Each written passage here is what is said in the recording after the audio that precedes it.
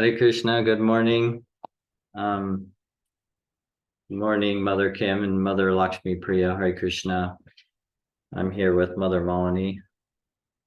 We're at the Bhakti Yoga Retreat Center here in Alachua, Florida. Today we're going to be, I'm going to be giving class on Bhagavad Gita, chapter 2, text 29.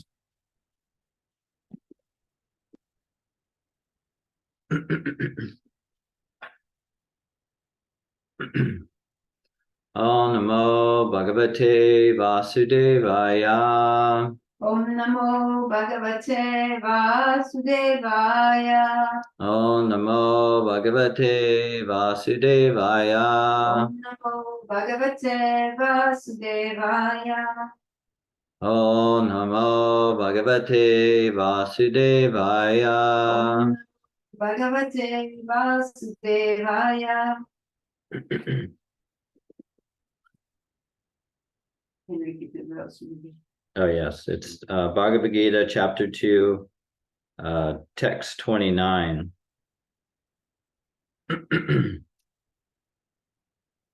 I'm going to read the word for word and the meaning first.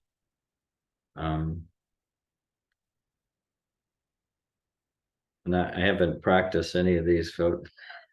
maybe you could, do you mind reading the, yeah, so I can see what and feel what it's saying. Word for word? Yeah. Acharyavat Chayavat Pashyati Kasyati Kaschit Enam Ascharyavat Vadati Tata Eva Cha Anya Acharyavat Cha Enam Anya Srinoti Shudva Api Enam Veda Na Cha Eva Kaschit. Want me to read the first? Acharyavat Pashyati Kachitenam. Ascharyavat Pasyati Kaschit Enam. Acharyavat Vadati Taitachanya. Ascharyavat Vadati Taiva Chanya Acharyavat Chanya Manya Srinoti. Ascharyavat Chainam Anya Sonati. Shrutva Kinam Vedanachaiva Kachit.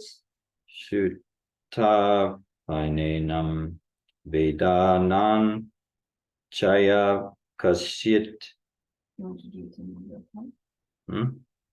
Yeah, can we do it together another time? You read it and I'll respond.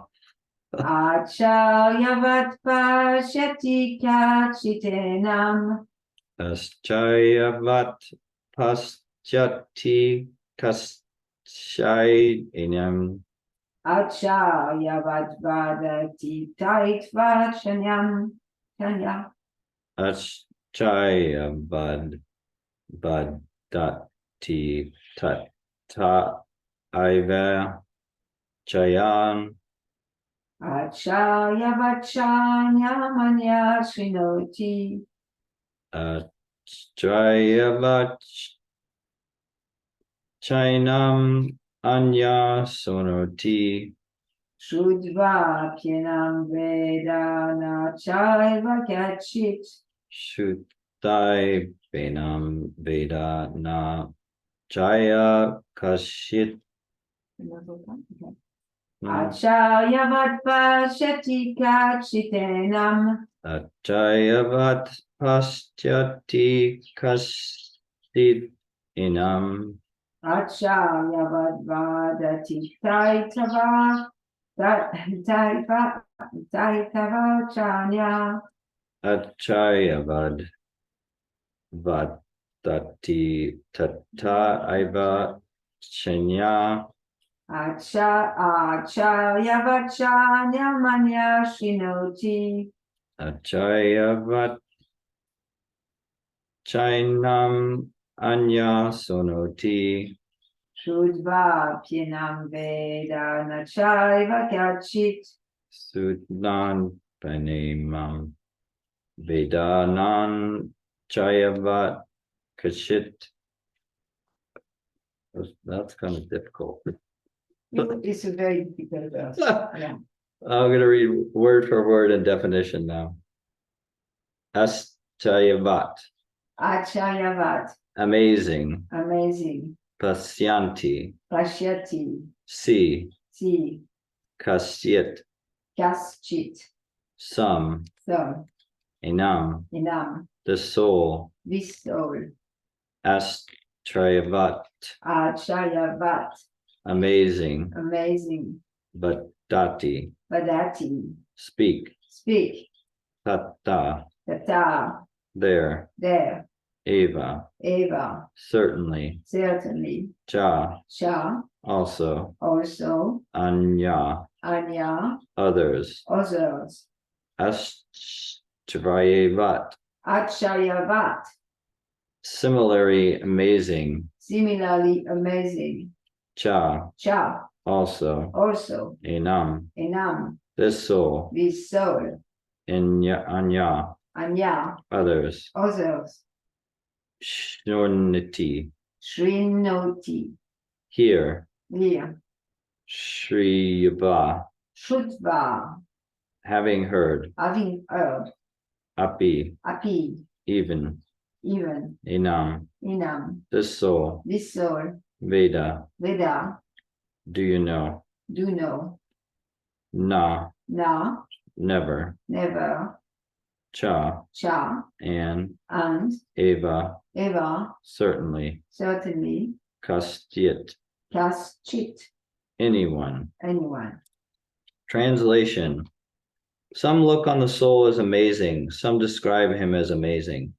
Some hear him as amazing, while others, even after hearing about him, cannot understand him at all.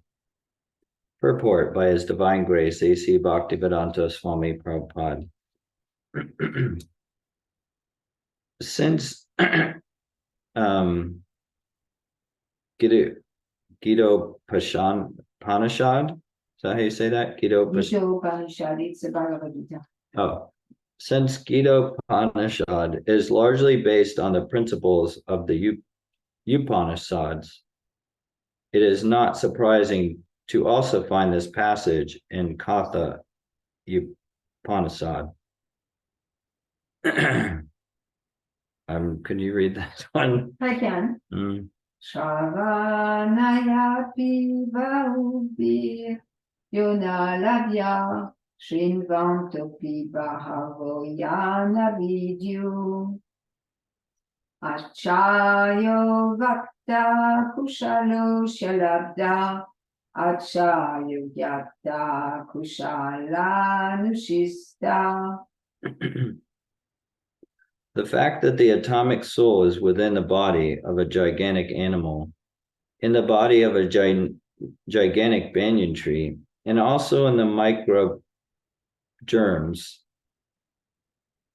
millions and billions of which occupy only an inch of space, is certainly very amazing. Men with a poor fund of knowledge and men who are not austere cannot understand the wonders of the individual atomic spark of spirit, even though it is explained by the greatest authorities of knowledge, who imparted lessons even to Brahma, the first living being in the universe. Owing to a gross material conception of things, Most men in this age cannot imagine how such a small particle can become both so great and so small. Some men look at the soul proper as wonderful, either by constitution or by description.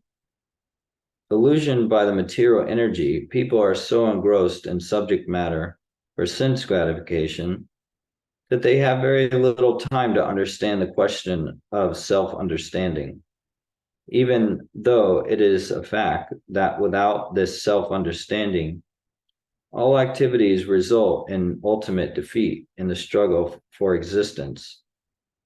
Perhaps one has no idea that one must think of the soul and also make a solution of material miseries. Some people who are inclined to hear about the soul may be attending lectures in good association, but sometimes owing to ignorance, they are misguided by acceptance of the supersoul and the atomic soul as one without distinction of magnitude. It is very difficult to find a man who perfectly understands the position of the soul, the supersoul, the atomic soul, their respective functions, relationships, and all the other major and minor details. It is still more difficult to find a man who has actually derived full benefit from knowledge of the soul and who is able to describe the position of the soul in different aspects. But if somehow or another one is able to understand the subject matter of the soul, then one's life is successful. The easiest process for understanding the subject matter of the self, however, is to accept the statements of the Bhagavad Gita spoken by the greatest authority, Lord Krishna, without being deviated by other theories. But it also requires a great deal of penance and sacrifice, either in this life or the previous ones, before one is able to accept Krishna as a supreme personality of Godhead. Krishna can, however, be known as such by the causeless mercy of the pure devotee and no other way.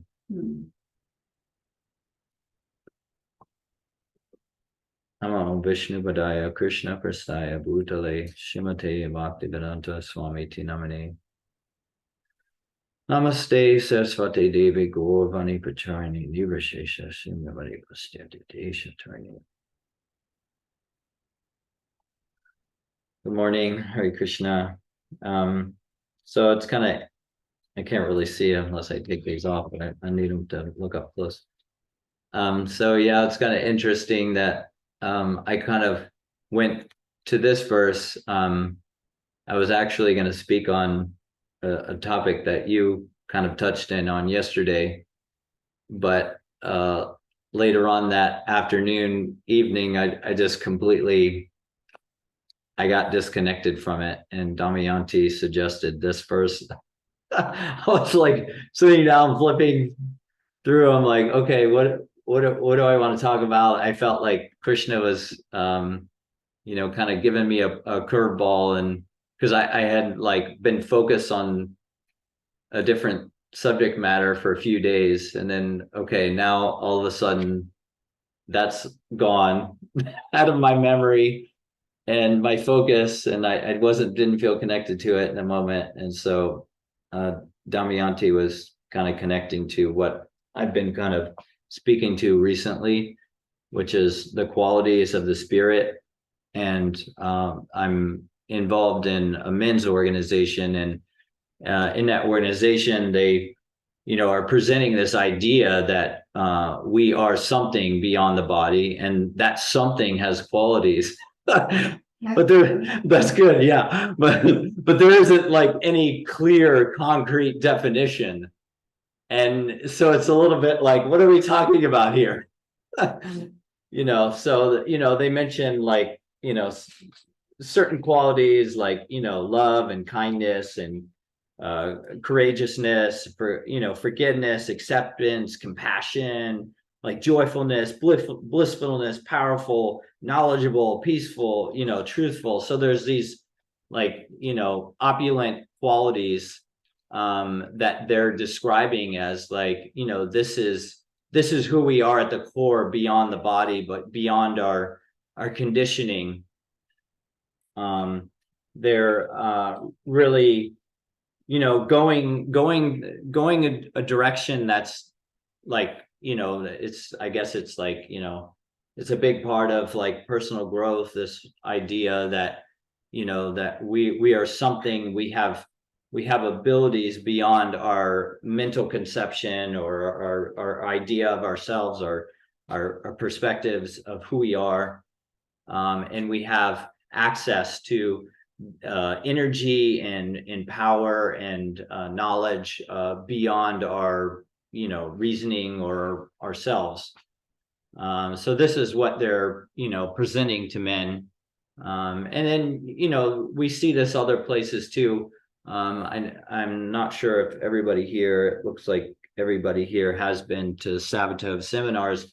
In Savatov seminars, we're presented with the philosophy behind all these like universal like principles of this idea that we are more than we believe we are, this character, this body, beyond the body. So we're given directly the knowledge behind this personal growth experience, going to Savatov seminars and going through the experience. And it looks like everybody here has been to the advanced workshop, and we really see how on day 6 and 7 especially, how everybody's like shining and really showing their authentic selves beyond the body, very just joyful and blissful and open, and just in awe and rapture and gratitude. Like that's the mood that everybody's experiencing, after going through this process of expressing emotions and feelings, and taking a deeper look and getting connected to themselves beyond their body and their character and their conditioning. So yeah, I'm was kind of just, I don't know, there's like parts of me when I'm associating with this men's organization, I'm like, I always want to like question deeper, like where is this philosophy coming from, where are these perspectives coming from? Because one could be open to these perspectives, and but to know the source, like where is it coming from, and is there anything missing here? Like, am I only getting a piece of the knowledge? So that's the question and the mood that I'm in, and the questions that I present while I'm there. And in the same light, that's my experience here with Krishna consciousness, and preparing for this class, I'm looking at like, okay, what does the Bhagavad Gita say about like the qualities of the spirit? Like, what does it say directly about that? So what I kind of, what I started to, kind of uncover, or what I found, and I want to go to that. I'm gonna, so we're gonna start by going back to same chapter 2. We're gonna go back to 17, text 17. So we'll go back there and start, because that's where I found it. So Krishna is starting to describe, what are the qualities of the spirit. So a little bit of context. Everybody here knows, the context of the Bhagavad Gita, but I like to share it just to like keep my own self kind of in the just, I guess, in preparation to speaking to individuals that aren't familiar with the Bhagavad Gita. So this is a conversation between Krishna and Arjuna. and they're amidst a world war, a great battle, and this is part of ancient India's history. It's found in the Mahabharata, which means the greater history of India. It's a compilation of history text, and so this is one part of it. And in this world war battle, Krishna and Arjuna. So Krishna is, Krishna is God in flesh. He's so whenever there's a decline in spiritual religious principles and a degrading and a lot of degradation, Krishna comes directly, God comes directly, and gives us the knowledge again, so that we can really understand like what the purpose of life, who we really are, and also he brings knowledge to create a more sattvic way and of presents us how to successfully live in this world in the mode of goodness. But beyond that, like giving us the transcendental knowledge that we're not really, this world isn't really our home, and that our home is really with him in the spiritual world.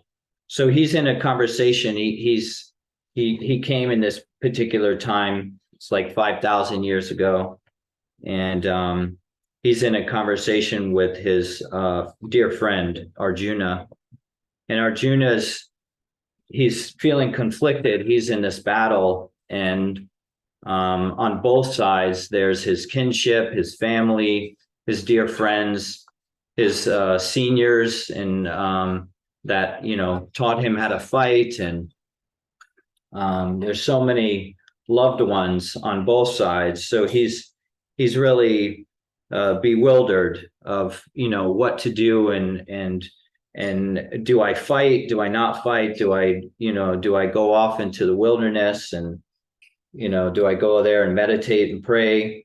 So he's asking Krishna what to do, and help him understand what to do.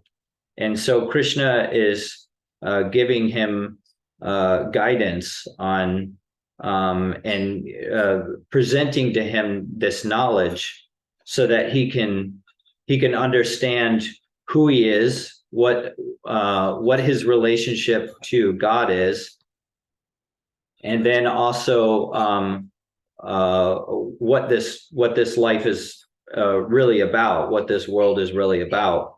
So that's what the context of the Bhagavad Gita is, and then what actions to take, what to do with your life. And so Krishna is at this part of their conversation. There's two opposing sides, and they're all geared up and they're ready to fight. I mean, they're armed and ready. Everybody's riled up on both sides, and so before this fight takes place, this is where this conversation is happening, because Arjuna is he's leading one side, and he is conflicted on what to do, because there's so many loved ones there on the other side that he would be fighting against. And so this is where Krishna is presenting to Arjuna the qualities of the spirit soul. So we're going to start with 2:17. I'm not going to read the Sanskrit. I'm just going to go I'm going to just go into the translation. Know that which pervades the entire body is indestructible. No one is able to destroy the imperishable soul. So right away, he's telling Arjuna that you can't destroy the soul, and it can't be killed. It's imperishable.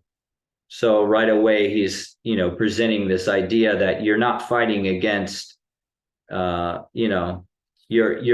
kinsmen and your loved ones are actually their souls too, and they can't be killed. And then we go to 2:18. So the translation is, only the material body of the indestructible, immeasurable, and eternal living entity is subject to destruction. Therefore, fight, O descendant of Bharata. So he's presenting to Arjuna that only the body can be destroyed. It's temporary. That you're not going to destroy your kinsmen, your loved ones. And then we'll go to text 19. He who thinks that the living entity is the slayer, or that he is the slain, does not understand. One who is in knowledge knows that the self slays not, nor is slain.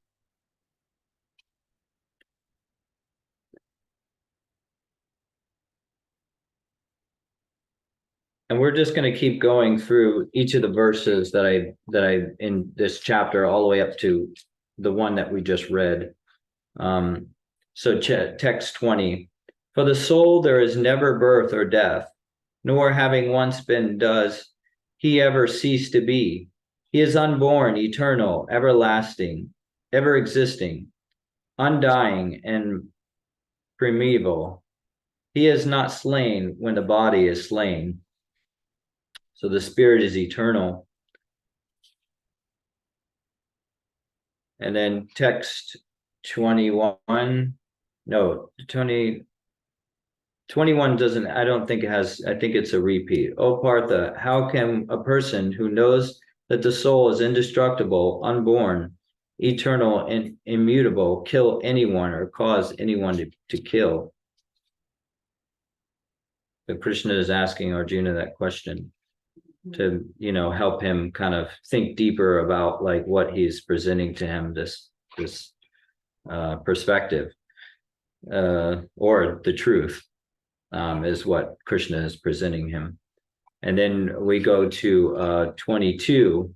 As a person puts on a new garment, giving up old ones, similarly the soul accepts new material bodies, giving up old and useless ones.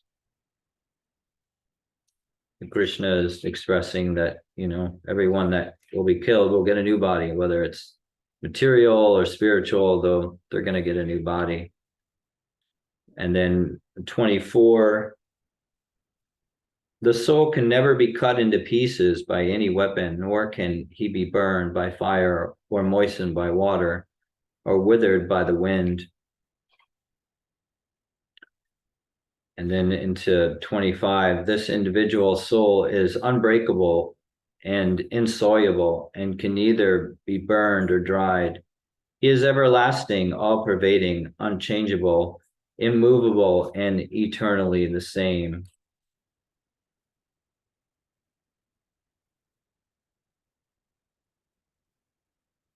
And then over to, I think that was 24.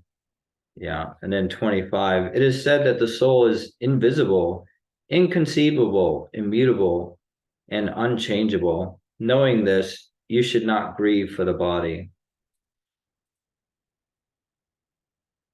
So basically all the way up to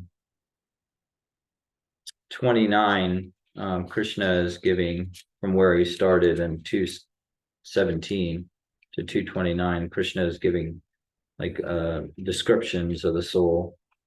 And then I wanted to go to let's see, there was text 30 was something, O descendant of Bartha, he who dwells in the body is eternal and can never be slain. Therefore, you need not grieve for any creature.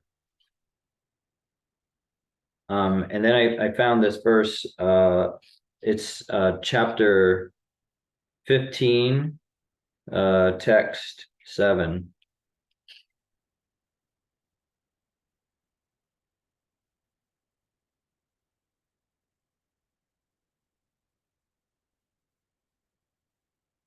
I'm going to read the translation only. The living entities in this conditioned world are my eternal fragmental parts. Due to conditioned life, they are struggling very hard with the six senses, which include the mind. So I wanted to go here because I was kind of looking at like Krishna is presenting, the like the almost kind of like this absolute like qualities of the spirit, and then I kind of wanted to go into like what okay, so we have these qualities, so like what is our position, or our what is our constitutional like relationship, what is our eternal relationship with Krishna, um if we have all these qualities, it because I it says in the Bhagavad Gita that we are part and parcels of Krishna. So we are like a drop of water in the ocean. Krishna is the ocean, and we are a drop of water. So we have all the same qualities as Krishna, but not in quantity. Krishna is in quantity so much more than us. And so we have this we have these inherent qualities in us. And I was thinking about like Krishna, and he has there's six opulences of Krishna. He's full of knowledge, wealth, fame, strength, beauty, and renunciation. And I was thinking about how so Krishna has all these like qualities like at the like supreme level. And since we are part and parcels of Krishna, that we have the capacity to access these qualities as well. And I was really looking at like all this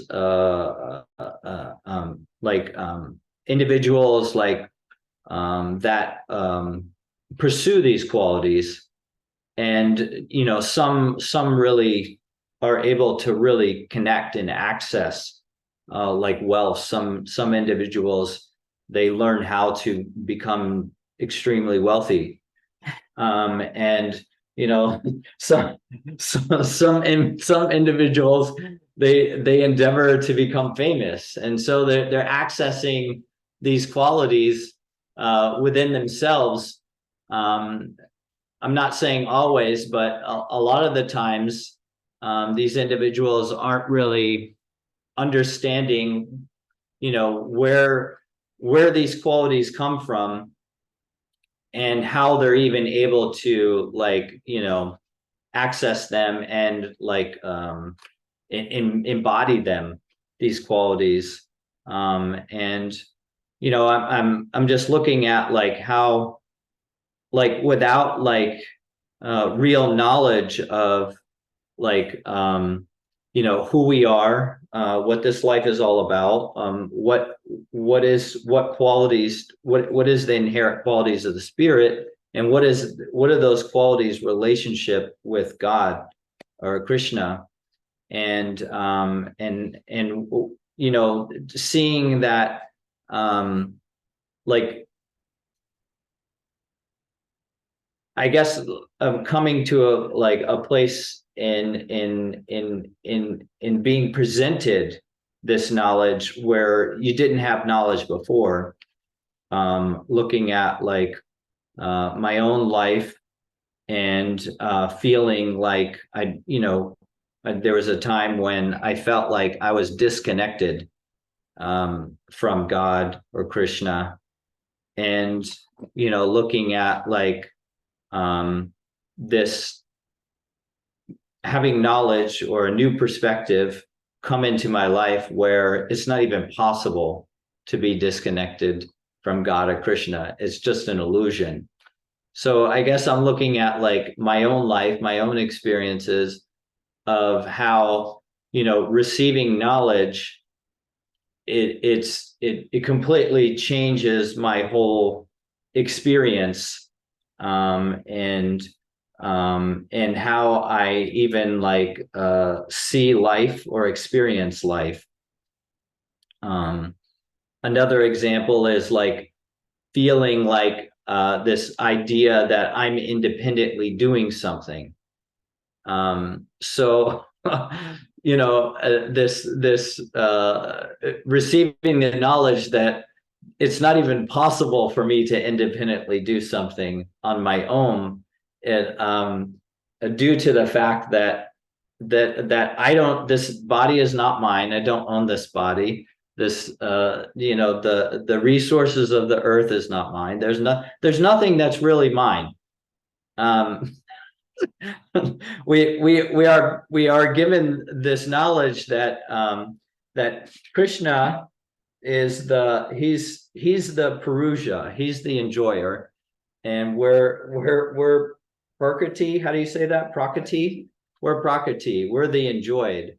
So, like, without this proper understanding of like our relationship with Krishna, like I can see how much, without my proper understanding of my relationship with Krishna, I can see how much of my life I've been spending trying to be the enjoyer, and going against my my natural state. My natural state is to be the servant and to serve and to be enjoyed, not to be the enjoyer. So, looking at like, I'm really looking at like, okay, this receiving this knowledge of who we are, like at the core, we're spirit souls, and and really understanding what my eternal relationship is with God and Krishna, or God as Krishna. So yeah, that's kind of where I kind of went with this whole verse. I'm gonna look at my notes for a minute and see if I'm missing anything that I wanted to speak about.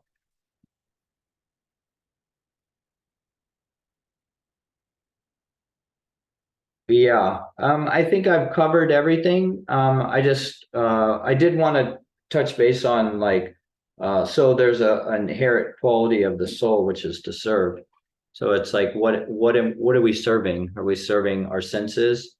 Are we serving, it's like, we're going to serve whether we want to or not. We're going to be serving something. So, it only makes sense when we receive knowledge that true happiness is to use our service propensity to serve, to continue to just realign ourselves in serving Krishna. And that is like the perfection of our life, is to just to know who we are, to know what the qualities of the spirit are, to know our relationship with the Supreme, and start living our life that way, start being from that place. Yeah, so that's where I'm at. If anybody has any else they would like to share about the qualities of the spirit, I would be eager and excited to hear that, and also what your experience is with coming into knowledge where you are living life without knowledge, and because I'm really seeing how there could be a lot of just avenues individuals could go down without complete knowledge. We get little bits and pieces. Individuals go to India and they get a little piece, but it's missing the complete whole. So, I mean, that little piece can be beneficial, and it could support people to create really opulent lives for themselves and really joyful lives. But without the complete knowledge, it seems like a lost endeavor. So that's where I went today. Any comments, questions, realizations, or You want to read your verse again? yes, I'll read the verse again. 229. So beautiful to hear it. It's pristine for the full single. Yeah. Yeah, so chapter 2, text 29. Some look on the soul as amazing, some describe him as amazing, and some hear him as amazing, while others, even after hearing about him, cannot understand him at all. Hare Krishna.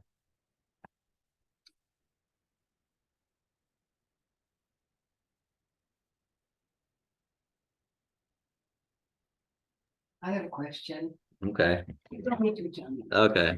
You, in your class, you express connected with your group.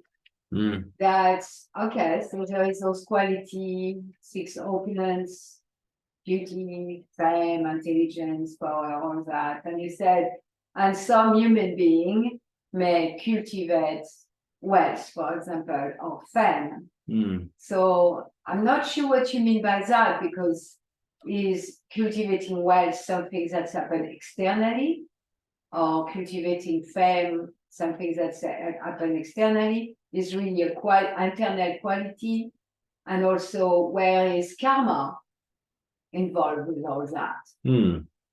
Okay, so the first part of your question, I want to try to understand. Maybe you could say a little bit more about it because I'm not fully clear. I'm not clearly understanding the first part of your question. I think there's only one question, so there's.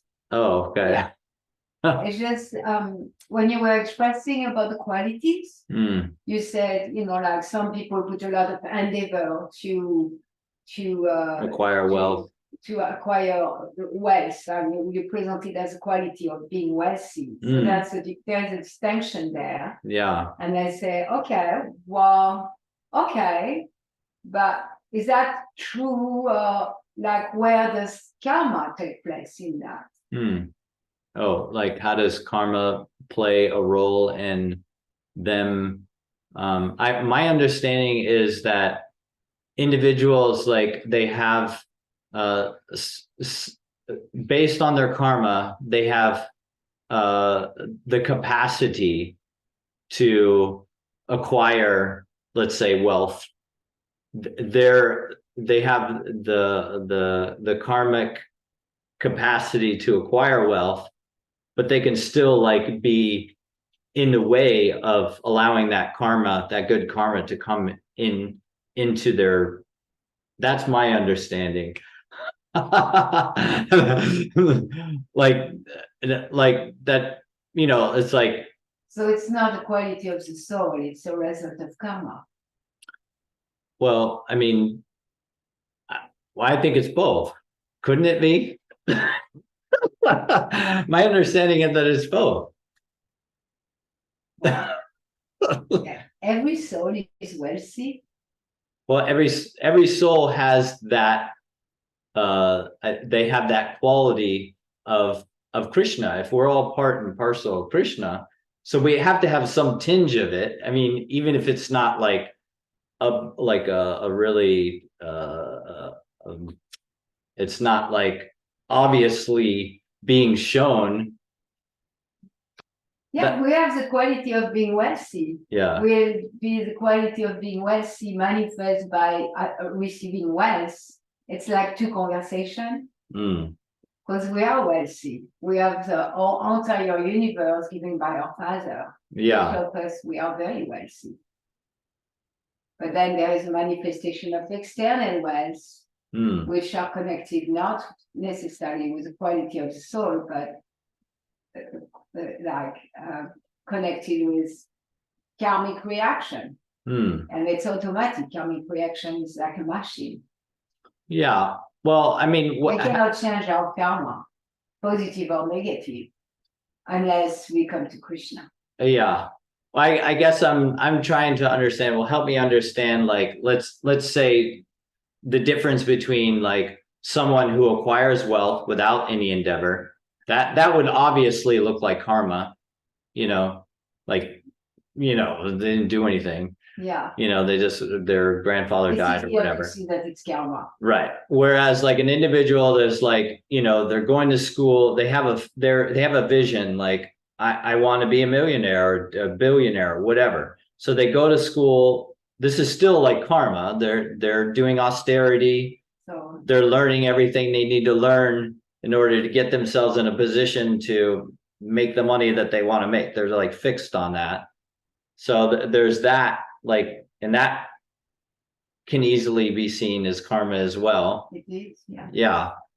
But my understanding, then there's also like karma could come into play where it's like, I've heard from Srila Prabhupada, maybe you could elaborate more on this. Like we have an allotment given to us by the karma that we created. So our quota, and we can't exceed that. So an individual could be like, I'm going to be a billionaire, and they could be spending so much time and energy and they never get there because they're endeavoring to transcend their quota.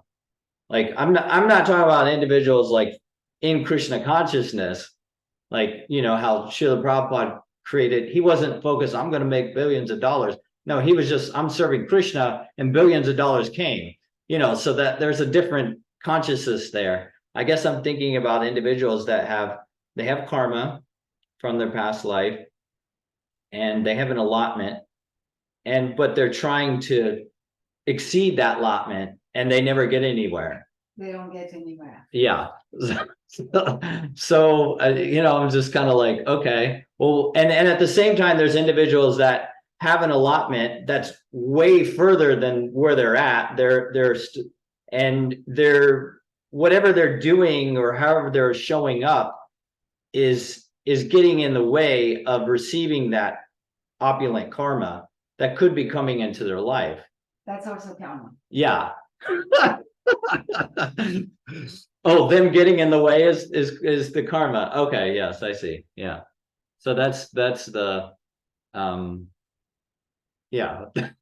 And unless, it's like there is no way to change karma. Mm-hmm. The only way to change karma is to like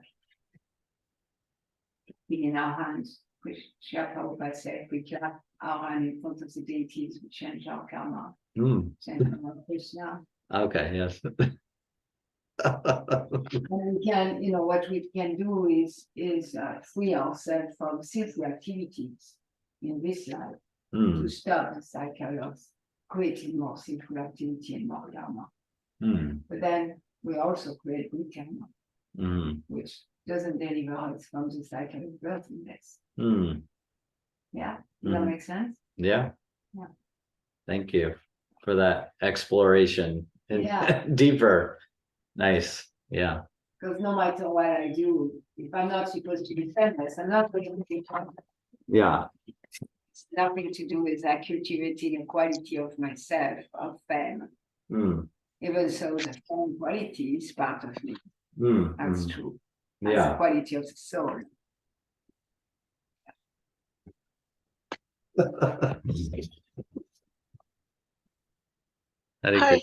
Hare Krishna. Can you hear me? I'm sorry. I can barely hear you guys for some reason, but can you hear me? Oh yes, we can hear you great. Okay. So I was just gonna say, like, going back, I don't know if I can express it well, but going back to, this verse is about the soul more than the human being that we are. So as the soul, we have all those qualities. And I have Krishna's, that's how I would see it.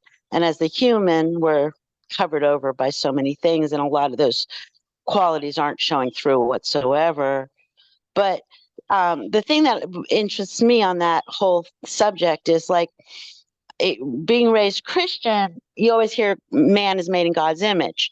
And I always used to confuse me because I would think, I see an awful lot of not great qualities and a lot of missing, good qualities in a lot of humans. So how are we made in God's image? And I used to actually go to a place where like God really messed us up here. I don't get where he did a good job on us, until I understood the spirit soul and the difference there from being the soul and being human, And so, like, what I find really interesting, or what I found interesting when I started to learn about Krishna consciousness, is it took that away, that confusion, like me thinking, how could we be made in God's, with God's qualities, like the Bible says, and seem so flawed, But once I started understanding, well, we're really spirit soul and we're covered up by this, human experience, then I could start to say, yeah, we probably are. Well, I'm going to say are,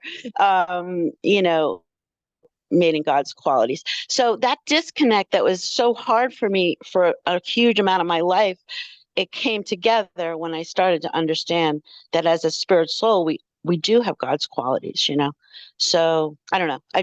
That comes together for me in this conversation. Yeah, thank you. That's all. Yeah, thank you for sharing. Yeah, I was kind of hearing that, when you were reading it in the Bible, this we're made in God's image. You were kind of like focusing more on like, the material. And then, with Krishna consciousness, you were focused more like, like on the spirit, what are the qualities of the spirit? Is that kind of what you were saying? Like it helped you like redirect your. And what really helped me about that is because, I'm reading scripture in my mind, Bible scripture, and it's saying this one thing, but it's not, doesn't sound right to me. I'm confused. I don't see it. I don't see how we're made in God's image if God's good and we seem to be so flawed. So then when I learned that, then I could start to say, no, there is truth in even that scripture. There's truth. We are in God's, image. And we're covered up, and it's the soul I think they're really talking about in the Bible, I don't know. That's I don't know if I'm expressing that well, but that's where it goes. Yeah, I appreciate what you're saying. Yeah, it's important to see the distinctions between, our material conception of ourselves and, our spiritual, the reality of who we really are. Yeah. I mean, we could look at all the qualities that you were expressing that, it looks like it's the messed up part or whatever. It's the skin disease, right? It's identifying with the flesh and is where, all the big challenges and problems in this material world come from. From my understanding, that That's the verse you read from chapter 7. Yeah. Conditioned. We are conditioned. Yeah. Our conditioning. Yeah. Yeah. And we are suffering due to our association with the six senses, including the mind.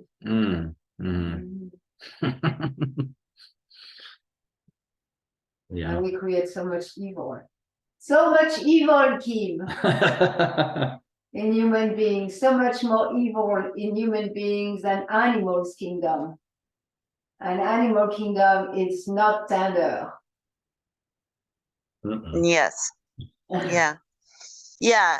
And just to remember that we really do have those qualities of God and of Krishna.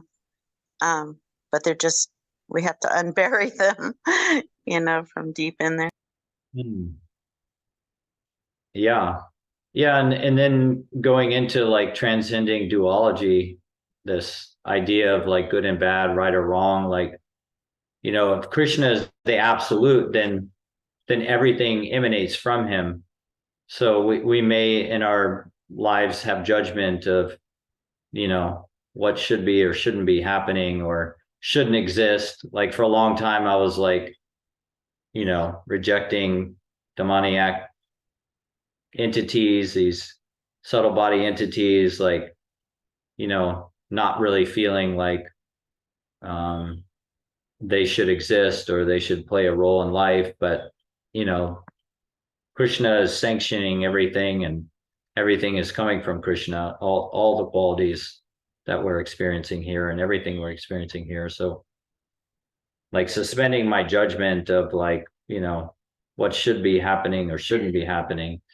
In Krishna's creation. In Krishna's creation, yeah, that's been a big part of my, process and still is ongoing. Yeah. Like there Hare is an Krishna. artist make a painting, and you're saying like, no, it shouldn't be yellow there. You're right, yeah. It shouldn't be green. No, your oranges are. Yeah. Yeah. Okay.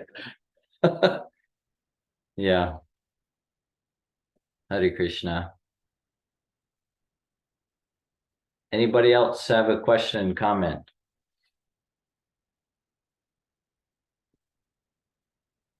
Well, thank you for being with us today. Bhagavad Gita ki jai. Srila Prabhupada ki jai. Haribol. Haribol. Haribol, Spirit Soul.